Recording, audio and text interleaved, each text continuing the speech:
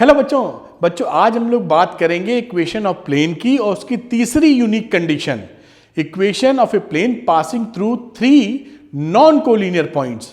इस डिस्कशन को शुरू करने से पहले मैं आपको सजेस्ट करूंगा कि जो वीडियो लेक्चर्स हैं इनको सीरियल वाइज देखिए, सीक्वेंस में देखिए, जिससे आपके कॉन्सेप्ट बहुत पावरफुल तरीके से बिल्डअप हो जाएं। अगर आप बीच बीच से वीडियो देखते हैं तो कुछ बातें समझ में आएंगी और कुछ बातें छूट भी सकती हैं। सीरियल वाइज देखने पर हर सवाल निकलेगा और मैथ्स पढ़ने का मजा ही अलग आएगा, पक्का। चलिए शुरू करते हैं हम लोग बात। तो इसमें लिखा हुआ equation of a plane passing through three non collinear points. देखिए कोई भी, अगर मैं थोड़ी सी डिस्कशन को ले जाता हूं आपको समझाने की तरफ, कोई भी अगर दो पॉइंट लिए जाएं, भाई सिंगल पॉइंट तो सिंगल होता है, कोई भी दो पॉइंट से प्लेन हम पास करा सकते हैं। दिखाता हूं आपको, ये रहा प्लेन समझिए। और अगर मान लीजिए एक पॉइंट इस मेरी उंगली की टिप पर है तो मैं किसी भी प्लेन को यहां तो रख ही सकता हूं, और दूसरा पॉइंट मान लीजिए पेन की टिप पर है ये, तो अगर ये प्लेन नहीं जा रहा है तो उंगली की टिप से मैं ऐसे मोड़ दूंगा, ये देखिए मोड़ दिया, ये चला गया। अगर ये पेन की टिप मेरी यहां है तो मैं इसको ऐसे मोड़ दूंगा, ये मतलब लंबा प्लेन होगा ऐसे, तो ये प्लेन ऐसे इसके अंदर आ जाएगा। ये यहां होगा तो इसको ऐसे ले लूंगा। तो दो पॉइंट से तो हमेशा ही कोलिनियर होगा, ठीक है। तो दो पॉइंट प्लेन, कोई भी प्लेन, यहां पॉइंट नोट कर लीजिए, टू पॉइंट में तो हमेशा ही आपके प्लेन पास होते रहेंगे, और जितने चाहे यूनिक प्लेन नहीं रह जाएगा, वो कोई भी पास करा दीजिए आप। तो टू पॉइंट अगर हुए हमारे तो एनी प्लेन को हम पास कर सकते हैं और बहुत सारे प्लेन निकल आएंगे, यूनिक प्लेन नहीं मिलेगा आपको। फिर दूसरी बात करते हैं हम लोग कि अगर हमारे पास तीन पॉइंट हैं जो कि कोलिनियर हैं, थ्री पॉइंट्स हैं जो कि कोलिनियर हैं, ठीक, तो उससे क्या होगा कि आप इनफाइनाइट नंबर ऑफ प्लेन पास करा सकते हैं। जैसे ये मान लीजिए, देखिए तीन पॉइंट हैं जो कोलिनियर सीधी रेखा में है, तो एक प्लेन तो साहब देखिए ऐसे पास हो गया, दूसरा प्लेन देखिए साहब इस तरीके से पास हो गया, तीसरा देखिए तो ये पास हो गया, चौथा देखिए तो ये पास हो गया, आप देख पा रहे होंगे। इस तरीके से बहुत सारे प्लेन आप इससे पास करा सकते हैं, इनफाइनाइट प्लेन्स। बेसिकली आपकी जो किताब होती है ना, बड़ा अच्छा लगता है बताने में मुझे, बुक है, ये बुक का जब बाइंडिंग होता है, या तीन पॉइंट मान लो, और इसमें जितने पन्ने वो प्लेन ही तो हैं, तो there are thousands of pages, hundreds of pages, और बहुत सारे बना सकते हो चारों तरफ। तो तीन अगर नॉन कोलिनियर पॉइंट्स हैं, थ्री कोलिनियर पॉइंट्स हैं, तो उन पे से इनफाइनाइट प्लेन पास हो जाएंगे। इनफाइनाइट प्लेन्स कब? जब हमारे तीन पॉइंट्स कोलिनियर होंगे, ठीक। अब अगर ये तीन पॉइंट हमारे नॉन कोलिनियर हो जाएं तो केवल और केवल एक ही प्लेन पास हो सकता है। देखिए टू पॉइंट में समझ में आया था कि टू पॉइंट से कितने प्लेन जा सकते हैं। ये देखिए आपको दिखा दूं, नहीं आप शायद उस बात को ना पकड़ पाए हो। ये मैं स्टिक लेता हूं, इसके दोनों सिरों को, एक सिरा और दूसरा सिरा, दो सिरों को दो पॉइंट मान लेता हूं। अब प्लेन देखिए, जो प्लेन जा रहा है इससे जा रहा है कि नहीं, दो पॉइंट से, इससे भी जा रहा है, इससे भी जा रहा है, इससे भी जा रहा है। बिल्कुल जैसे जो तीन पॉइंट में घटना घटी है वो दो पॉइंट में भी घट जाएगी। तो आप इसी पॉइंट से कितने प्लेन पास करा देंगे, एक प्लेन, दूसरा प्लेन, तीसरा प्लेन, चौथा प्लेन, इनफाइनाइट प्लेन्स। तो इस बात को अगर आप पकड़े तो दो पॉइंट से भी infinite planes, infinite number of planes, और इनफाइनाइट नंबर ऑफ प्लेन्स किससे? थ्री पॉइंट जब कोलिनियर होंगे।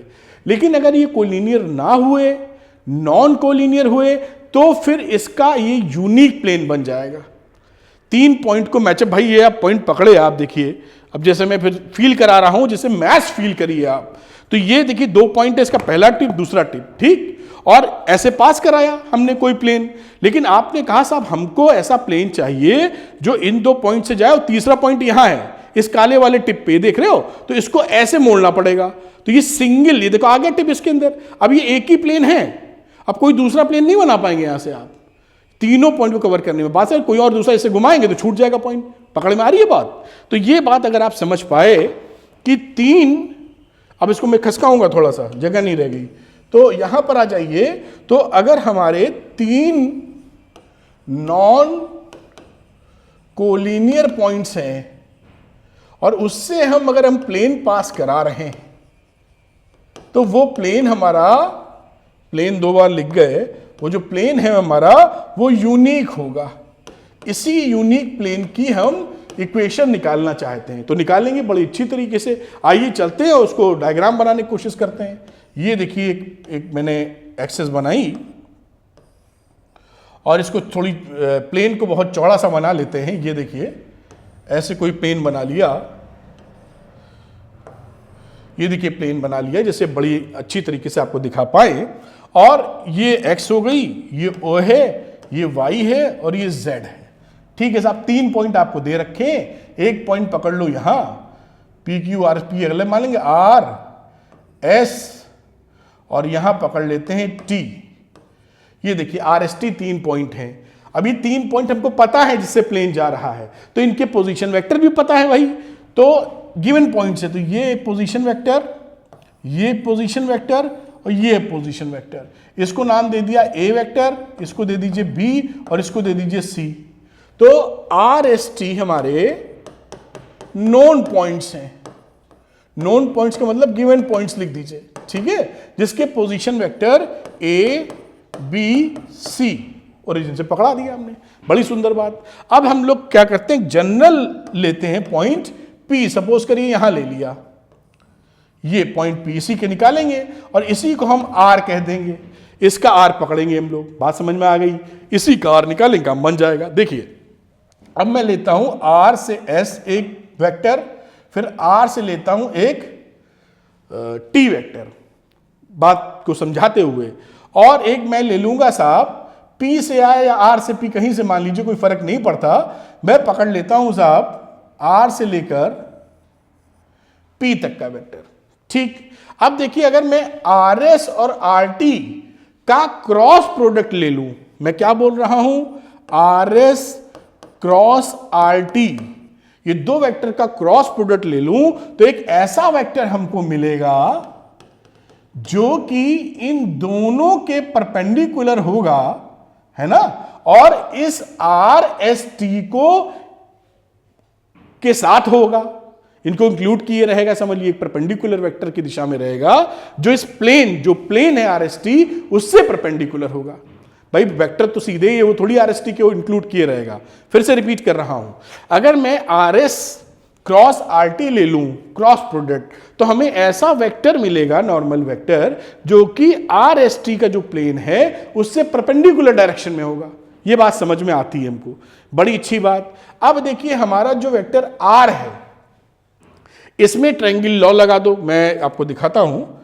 तो इसको तो एक पॉइंट हो गया हमारा। अब देखिए मैं यहीं पे बिना खिसकाए लिखना चाह रहा हूं, ट्रायंगल लॉ लगा देता हूं, किसमें, ORP में। समझ लीजिए ORP ऐसे ट्रायंगल बना रहे हैं, तो आप क्या लिख दोगे साहब यहां पर, अब आप समझदार हो, वेक्टर R को लिख सकते हो OR प्लस RP वेक्टर। पकड़ में आई बात? अगर मैं RP वेक्टर को लिखूं तो लिख सकते हो R vector minus OR vector. तो R वेक्टर माइनस OR कितना है, OR है वेक्टर A। ये देखिए ये एक और हमारी कंडीशन मिल गई। फिर से फाइनल लिख देता हूं, RP is equal to R minus A। ये एक और कंडीशन मिल गई। अब ये जो पूरा वेक्टर है ब्लैक कलर में जो लिखा है, ये वेक्टर और RP वेक्टर हमारे कैसे हैं, परपेंडिकुलर, क्योंकि ये RP वेक्टर कहां है, प्लेन में ही, और ये जो परपेंडिकुलर वेक्टर मिला था R क्रॉस RT से, वो प्लेन के परपेंडिकुलर है। तो RP और ये वेक्टर 90 डिग्री बना रहे हैं, यानी इनका मैं डॉट प्रोडक्ट अगर ले लूं, इसका और इसका, तो क्या हो जाएगा, प्लेन की इक्वेशन आ जाएगी। हो गई, काम खत्म। बात पकड़ में आई होगी, उम्मीद कर रहे हैं। तो यहां पर आप क्या करें, R माइनस A, ये डॉट क्यों लिख दिया, R माइनस A का मैं डॉट प्रोडक्ट ले लेता हूं RS क्रॉस RT से, और ये वैल्यू 0 होगी। क्यों? क्योंकि R minus A vector perpendicular है RS क्रॉस RT वेक्टर के। ये बात भी आप पकड़ लिए हैं। अब आर एस वेक्टर क्या था, तो आर एस वेक्टर क्या था, यहां से निकाल लो, फटाफट रख देंगे। तो आर एस का मतलब है बी माइनस ए, भाई आर एस का मतलब है बी माइनस ए, और आर टी का मतलब है, आर टी ये है सी माइनस ए। इन दोनों की वैल्यू मैं पुट कर देता हूं यहां पर, खेल खत्म। ये देखिए, अब यहां पर लिख दीजिए आर माइनस ए डॉट आर एस, मतलब B minus A cross C minus A is equal to 0। ये इक्वेशन ऑफ द प्लेन आपको मिल गई। और वो पॉइंट क्या है, ए बी सी, जिससे ये पास हो रहा है। तो ये है equation of a plane passing through 3 non collinear points जिसके position vector A B and C है। ये आप फटाफट वेक्टर की कौन सी फॉर्म है, समझदार आप ही हैं, ये वेक्टर फॉर्म है, बस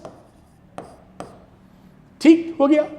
अब इसी का मान लीजिए कार्टेशियन फॉर्म निकालना है, वो भी महासरल। भाई कार्टेशियन फॉर्म में क्या होगा, x1 y1 z1 मिलेगा, तो लिख दो उसमें क्या है।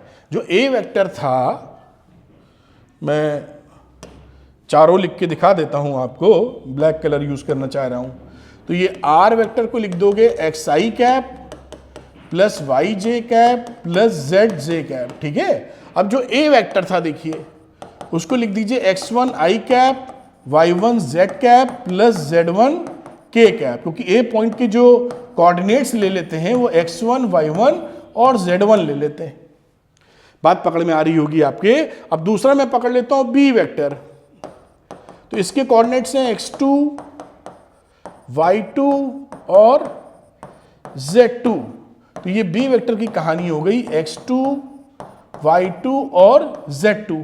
और इसी तरीके से सी वेक्टर की बात करूं तो x3 y3 प्लस z3, यानी सी वेक्टर क्या है, x3 y3 और z3। अब देखिए हमें जो रिक्वायरमेंट है, ए तो हमें पता है, b माइनस ए क्या होगा, तो b माइनस ए, b में से a घटा दो तो आएगा x2 minus x1 i cap plus y2 minus y1 j cap plus z2 minus z1 k cap.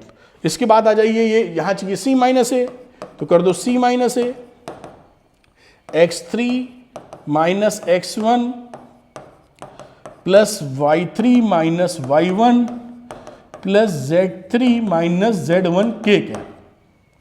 सारी वैल्यूज निकाल डाली। अब यहां पर r की वैल्यू, a की वैल्यू और ये जो दो वेक्टर है इनकी वैल्यू आप डालोगे जब, और जब निकालोगे वो आप कैलकुलेशन कर सकते हैं। क्रॉस प्रोडक्ट आपको वेक्टर का निकालना आता ही है, मैं उतनी लेंथ में नहीं जा रहा हूं। तो फाइनली आपको, क्योंकि वो केवल 3D ना हो के केवल क्रॉस प्रोडक्ट निकालने की चर्चा है, जो फाइनल आपको चीज मिलेगी वो मिलेगी x minus x1 y minus y1 z minus z1, यहां मिलेगी x2 minus x1 x3 minus x1 y2 minus y1 y3 minus y1 z2 minus z1 z3 minus z1। देखिए बहुत आसान सा डिटर्मिनेंट मिलता है बराबर 0। तो ये कार्टेशियन फॉर्म में इक्वेशन ऑफ ए प्लेन है, जो कि पास किससे होता है, x1 y1 z1 जो नॉन कोलिनियर पॉइंट्स हैं, x2 y2 और z2, और इसी तरह x3 y3 और z3, इनसे ये पास होता है। ये आपकी एक डिटर्मिनेंट फॉर्म की क्वेश्चन आपकी कार्टेशियन फॉर्म में जहां जैसा इस्तेमाल होगा कर लेंगे। लेकिन देखिए कितना सीक्वेंस आसान है याद करना।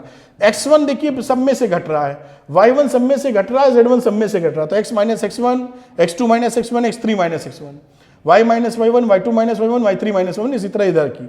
और इसका जो क्रॉस प्रोडक्ट भी रहता है वेक्टर फॉर्म, वो भी बहुत सरल है। देखिए उसमें लिखा r सब में से a घट रहा है, r minus A dot b minus A cross c minus A is equal to 0, बात खत्म। तो इस तरीके से हम ये प्लेन की इक्वेशन फाइंड आउट कर ली। अब इसका एक एग्जाम्पल है, उसको भी कर लेते हैं फटाफट, आओ। तो इसको देखते हैं, इट इज वेरी इजी। भाई रुको, तुम कहाँ भाग रहे हो? तो रेड कलर है तो इस सवाल को लेते हैं। Example 18, find the vector equation of the plane passing through the points this one, this one, this one. ये ध्यान रखिएगा कि ये पॉइंट तीनों नॉन कोलिनियर होने चाहिए। तो नॉन कोलिनियरिटी पहले चाहिए तो चेक कर लीजिए, वरना भसड़ मच सकती है। तो ये नॉन कोलिनियर पॉइंट्स है, आप चाहें तो शांति से चेक कर लेते हैं। बहुत डायरेक्शन कोसाइंस वगैरह, डायरेक्शन रेशियो वगैरह निकाल के कि -2 में से -2 गया 0, 5 में से -2 गया तो आ गया 0। फिर अगला निकालिए, देखिए दोनों प्रोपोर्शनेट नहीं मिलने, डायरेक्शन अलग अलग है। समझ पाए हो? शायद नहीं। तो मैं इसको RST लिखा है ना। अब मैं पहले क्या करना चाहता हूं, पहले मैं चेक कर लेना चाहता हूं कि कोलिनियर तो नहीं है। अगर ये कोलिनियर हुए तो भसड़ मच जाएगी, इनफाइनाइट प्लेन मिलेंगे। नॉन कोलिनियर है कि नहीं, तो मैं RS, ये R है, ये S है, ये T है, तो मैं RS वेक्टर का डायरेक्शन रेशियो निकाल रहा हूं। तो ये डायरेक्शन रेशियो -2 में -2 गया तो -4, -3 में -5 गया -8, और -5 में माइनस गया तो 8। अब मैं इसी तरीके से ST वेक्टर का निकाल लेता हूं और देखता हूं इसकी कहानी क्या आती है। तो इसकी कहानी आती है 5 में से 2 गया 7, 3 में से क्या बोलना चाहिए, 3 में से 3 गया 6, और फिर 3 में से 3 गया -8। तो साहब ये प्रोपोर्शनेट नहीं है। RS और ST अलग अलग वेक्टर हैं। मतलब क्या रहा, R इधर, S कहीं और है और T कहीं और है। अगर ऐसा है तो ये कोलिनियर नहीं है। कोलिनियर तो तभी होते जब RS के उसी सीध में कुछ होता। मतलब ये तीनों प्रोपोर्शनेट अगर होते तो हम खटाक से रुक जाते कि भाई ये तो कोलिनियर लग रहे हैं, ये प्रोपोर्शनेट नहीं है। समझ रहे हो, ये प्रोपोर्शनेट नहीं है, यानी सीधी रेखा में नहीं। क्या है, RST आप चाहें तो दिखा भी दें अगर आप बुद्धिमानी करना चाहते हैं। जो RST वेक्टर्स हैं they are non collinear vectors. ये देखिए छोटी छोटी बातें जो आपको पता होनी चाहिए, क्यों गफलत में मान लो क्वेश्चन ट्विस्ट कर दे, कोलिनियर दे दे, तो आप फिर परेशान हो जाएंगे। अब क्या चाहिए, वेक्टर फॉर्म। तो वेक्टर फॉर्म हमने पढ़ा था, R में से घटाओ A, डॉट प्रोडक्ट ले लो, सब में से A घटाना है, और ये रहा साहब वेक्टर फॉर्म की चर्चा, मतलब विदाउट खर्चा। अब ये साहब R वाले को A वेक्टर मान लो, ABC इसको पकड़ लेते हैं, तो ABC पकड़ लिए तो वैल्यू आप रख दीजिए इसमें से। इसको मान लेते हैं ये वेक्टर भाई A है, इसको माना है B और इसको लिया है C, तो लिख दो वैल्यू, R लिख दो -A वेक्टर, तो लिखोगे 2i cap plus 5j cap minus 3k cap. ये वेक्टर हो गया एक, और यहां लगाओ डॉट, फिर लिखो B माइनस A पकड़ना। तो B माइनस A क्या हुआ, इसमें से ये घटा के लिखा था हमने B माइनस A, पकड़ पा रहे हो, तो -4, फिर I -8j, फिर 8 प्लस लिखिए प्लस 8k, -4 -8 प्लस 8। समझ गए, लिखा था देखिए RS, ये क्या है, RC हमारा है B माइनस A, गफलत ना खा जाना, और तीसरा वाला है C माइनस A। ठीक है, अब C माइनस A लिख दो। ये C, ये भी C था, ये C माइनस A, ये C माइनस A नहीं था, ये C माइनस B था, हमको C माइनस A चाहिए तो निकालना पड़ेगा। ये C माइनस A नहीं है, ये C माइनस B है, ये नहीं चाहिए हमको, C में से A चाहिए, तो 5 में से 2 गया 3, फिर 3 में से 5 गया -2, और -3 में -3 गया छुट्टी 0, तो ये हो गया खत्म, बराबर 0। ये देखिए वेक्टर फॉर्म की इक्वेशन आ गई साहब, दिस इज द आंसर। ये आंसर है, एनसीईआरटी में यही आंसर है, इसलिए मैं रोक रहा हूं। इच्छा जाग उठे तो आप इसका क्रॉस प्रोडक्ट भी निकाल सकते हैं और इसकी चितड़े उड़ा सकते हैं, जहाँ तक सब कुछ कर कुरा के ठंडा कर सकते हैं इसको। एनीवे मैं रुकूंगा यहीं, क्योंकि एनसीईआरटी में यहीं तक है, जिस तरह आपको पूरा कॉन्फिडेंस फील होता रहे। तो उम्मीद है ये कॉन्सेप्ट, ये लेक्चर आपको पसंद आया होगा। Thank you very much. Concept बनाते जाइए, हर सवाल करते जाइए और मैथ्स पढ़ने का मजा लेते जाइए। Thank you very much. Wish you all the best.